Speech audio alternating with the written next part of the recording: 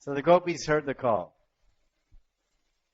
So now, as I mentioned earlier, the highlighting of the gopis' significance of the whole Bhagavatam is that the expression and display of their divine love, their Krishna Prem, is so amazing, mysterious, captivating, attractive, satisfying, and inspiring.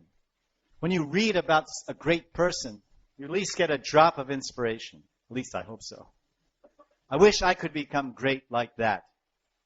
A compassionate person, a kind person, a charitable person, a loving person. But I'm not. So their whole lives, they are exemplars of pure love of God, of the highest expression. So when we read about them, we get inspired.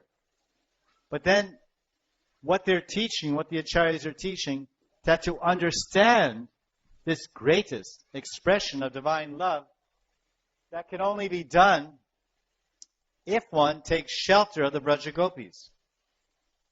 Because only by their mercy can one understand Krishna's Ras Leela.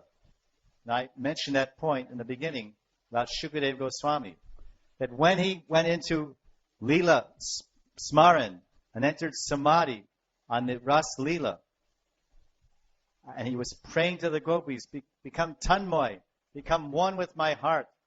May a drop or a ray of your love fill my heart with some gopi bhav, parabhakti, braj bhakti. Then I can perceive, then I can understand the ras of the Ras Leela. Ras Leela is described in Harivansh Puran by Vyas and Vishnu Puran, Padma Puran. But there's something missing. Vyas was not satisfied, and he revealed his mind. And then Narada Muni, his guru, said, "Oh Vyasji, you have described Krishna Leela, but you have forgotten to sprinkle those descriptions with ras." So then he went into meditation. And in Samadhi Bhashya, the language of Samadhi, Vyasadeva wrote the Dasama Skanda in the Ras Leela. Now his son, Shukamuni, is supposed to speak on this Bhagavatam to Maharaj Parikshit in the remaining days of his life. So he was thinking, how can, I'm not Vyasadeva, I am not the literary incarnation of God. I'm his son. Of course, that's a good connection, good qualification. S.O., son of Vyasadeva. So I must pray to the gopis, because only by their mercy can I understand this Ras Leela. And when he prayed like that, then what happened is that the gopis blessed him with their mercy. And in his meditation, Shukadeva Goswami, in his meditation, he saw himself in a Sakhi Roop, as a female, a Brajaramani, a female gopi of Vrindavan. He saw himself. Himself became herself. He became she, Shuka, whatever, Shukadevi. And there's no name given.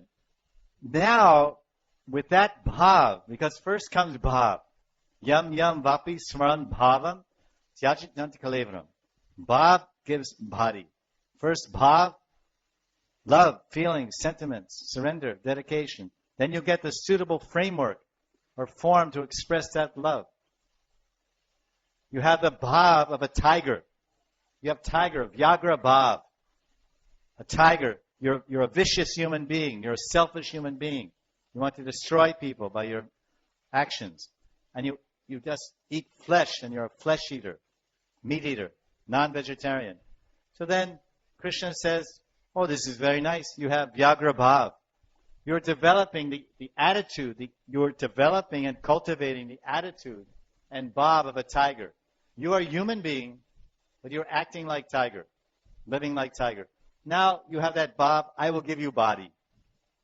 I will give you deha, sharir.